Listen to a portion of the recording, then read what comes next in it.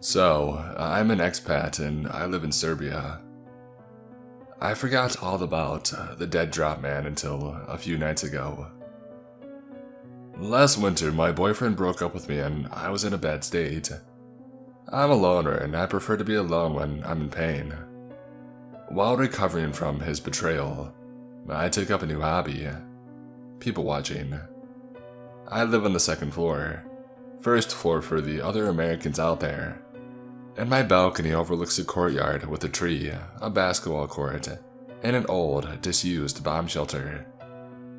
For some reason, the bomb shelter windows are always open, even though the entrance is always chained and locked shut. I'm a night owl, so that winter, I watched local dudes come to the courtyard basketball court and drink, smoke, and chill out.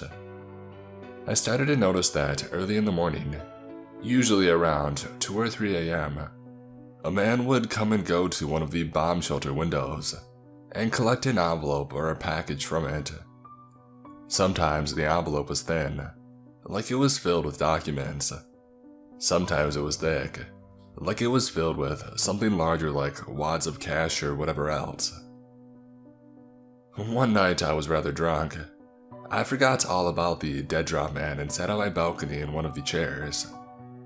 I had just discovered an old joint in my cupboards while cleaning earlier in the afternoon. I planned to go on the balcony and pack the contents of the joint into a pipe and smoke it. I sat outside, pretty oblivious to the cold at this point, because of my numerous gin and tonics. The lights around the courtyard were dim, but I could still see. I saw the dead drop man come. Too drunk to care at this point, and my vision already spinning. I lit up my pipe. It was like a sharp crack in the night. The dead drop man quickly snapped his head around to look at me. The tree outside was bare, so I knew he could see me. I saw him for the first time. He was a bit older from what I could see, but still young, maybe in his 40s.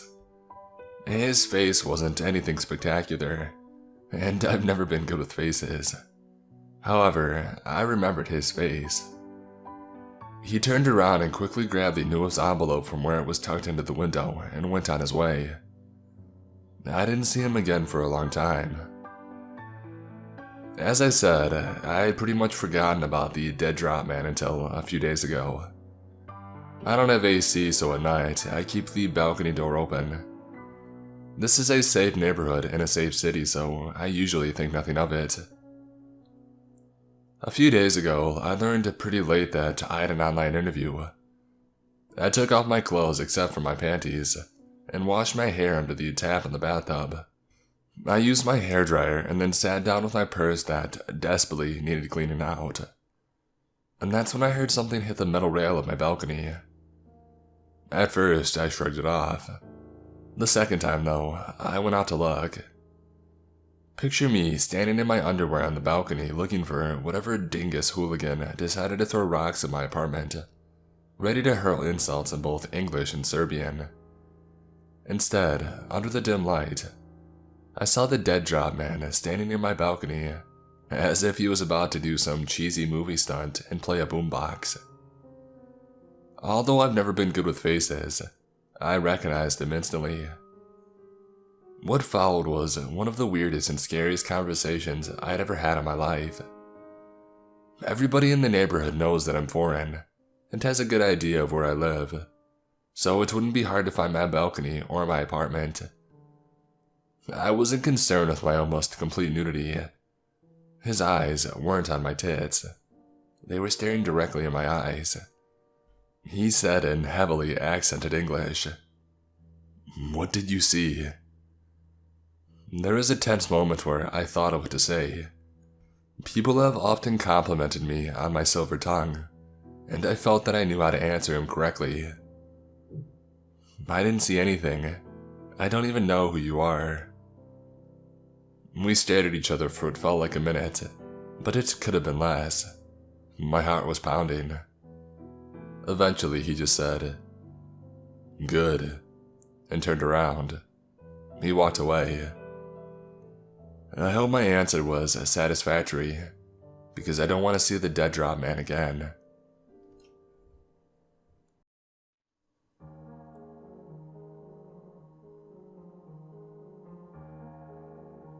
When I was 5, my grandfather died. I watched him die. I held his hand as he died. His battle with cancer was a hard one for me to cope with, and the nightmares afterwards were suitably intense. However, none would surpass the dreams that I've started to have a week after his passing.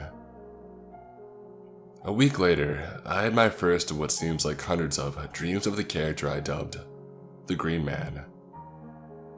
In the dream, a man on a yellow hood with green warty skin told me that my house wasn't safe and that I needed to follow him.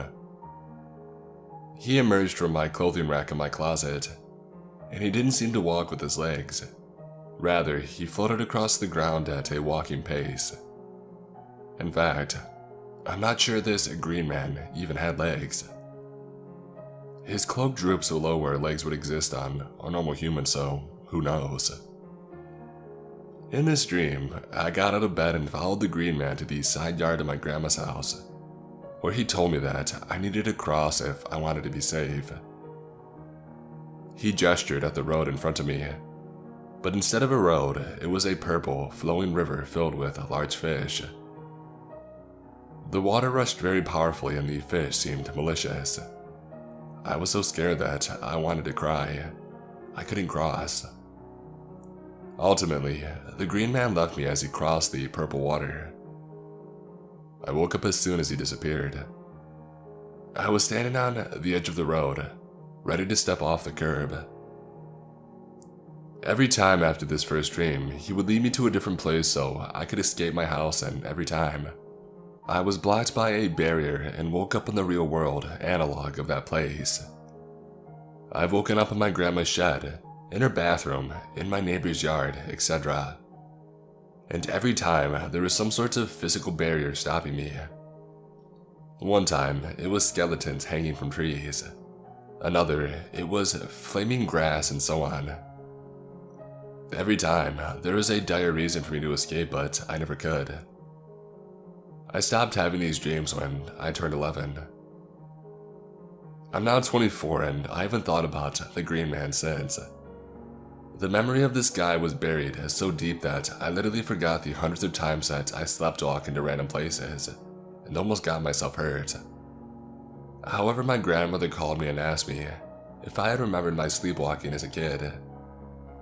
Evidently, my brother is also sleepwalking and doing really weird stuff in his sleep. No mention of the Green Man, however.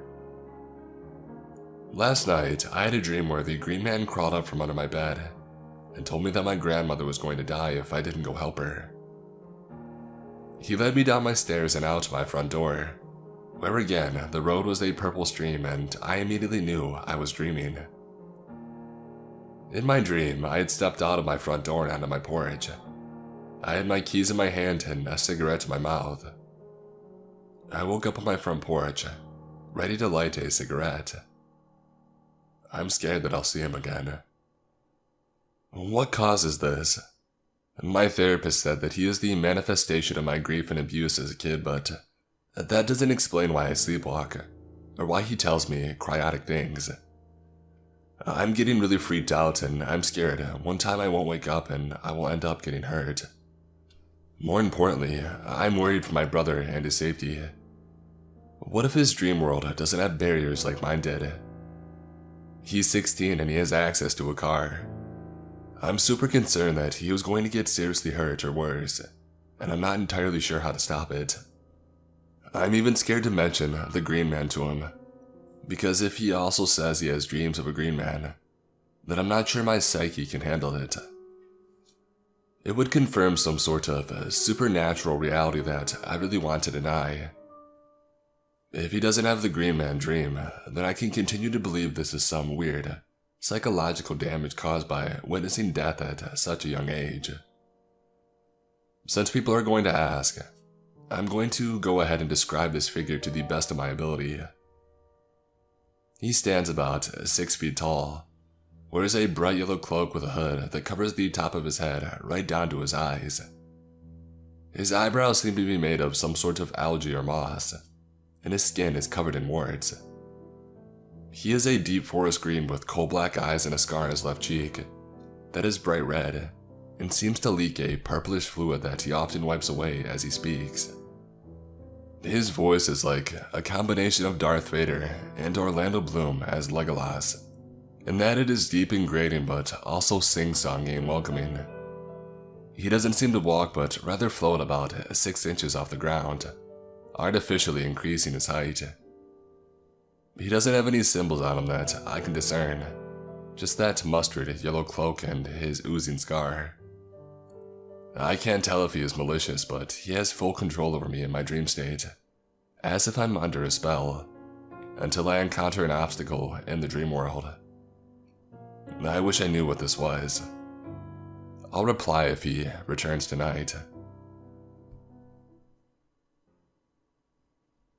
So I don't really know how to explain this, or if it even fits on this sub, or even what actually happened if I'm being honest. But regardless, I'll try to relay this story. I was driving to work yesterday morning and I'm coming up a side street that connects to a very busy road in my area.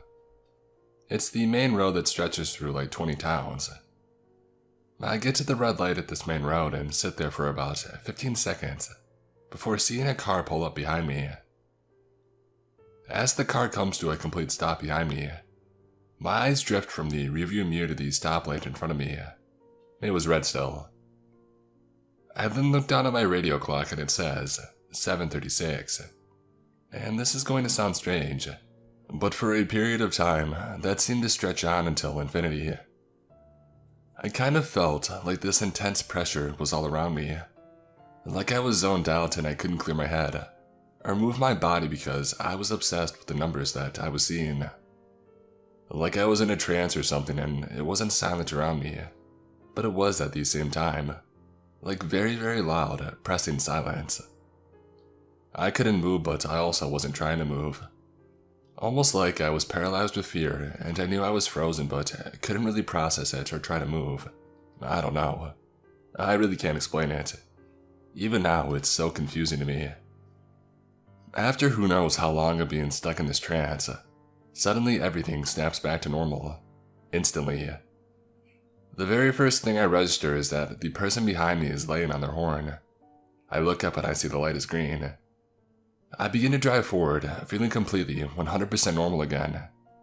And once I get into the middle of the intersection, I sense this large presence to the left of me. I turn my head to look out my driver's side window just in time to see a huge truck coming right at me. It hits me, and I could feel my body break. I felt and heard so many of my bones get absolutely crushed. Suddenly, I'm upside down in my car, in so much pain that I can hardly breathe, covered in glass, and I can hear someone screaming. The last thing I remember before I passed out about 10 seconds later was seeing cop lights and distinctly thinking to myself, wow, how did they get here so fast? This is important. The next thing I remember, I open my eyes and I'm sitting in my car at the red light. The intense pain that I felt a moment ago is fading fast, but it's still there. Almost like a ghost version of itself, if that makes sense. I'm intensely confused at this point, and I start looking around in a panicky way, and my eyes trail across the clock again. It says 7:36, and I'm just beyond confused. I know it wasn't a daydream. It was so real. I'm frozen in place staring at the clock trying to figure out what the heck just happened. After about 5 or 10 seconds, I hear the person behind me start to beep at me, but I'm shaking and I'm about to cry, and so overwhelmed with leftover fear that I can't even react to it. They start to lay on their horn and I still can't move because I'm just so confused and frightened. Now at this point, I was starting to calm myself down and try to rationalize what happened. I was beginning to convince myself that it had to have just been a daydream. It was early enough and I was tired enough that I even started to think I just nodded off at the red light and I had dreamed the crash. What the hell else could have happened, right? If it weren't for what happened next, I probably would have been able to go the rest of my life believing that I had fallen asleep and dreamed it. The moment the clock turned 7:37, like the very second the numbers changed, a huge truck comes barreling through the light, definitely speeding. They ran their red light and crossed right in front of my car. A few seconds later, a cop, who must have just been driving behind the truck in the first place, runs the red light as well, turning on his lights in the process and beginning to pursue the speeding truck. They both drove out of my view within a few seconds. I was so shaken I just pulled my car to the side of the road, right where I was, and sat there in silence, for I don't even know how long. Like, what normal explanation could I possibly come up with for this? There isn't one. I hadn't seen the truck or the cop car before they ran the lights in front of me. So how did the dream crash that I had include those very specific and very real details? The entire area that I live in is covered in trees, so it's not like I can see very far down the road in either direction. I know for a fact I did not see the truck or the cop car before I experienced the crash. I'm still so shaken. How do I rationalize this experience to myself? I feel disillusioned by something, but I don't even know what. I feel like I'm going crazy. I needed to share this with people who won't automatically dismiss this as a hallucination or a dream. Hi everyone, this is my first time posting, and I want to give a brief description of my background and then delve into what happened. I consider myself to be a Christian. However, I'm not Christian in the sense of I don't go to church every Sunday, and I don't believe the Bible is 100% true. I know it was a written book by man and edited by man. I do believe the Bible has a place in my belief. I believe it holds wisdom and knowledge important to my faith. I believe in Jesus and God. I also believe there is more out there. I believe there is good, and I believe there is evil. And I think I am empathetic to a degree.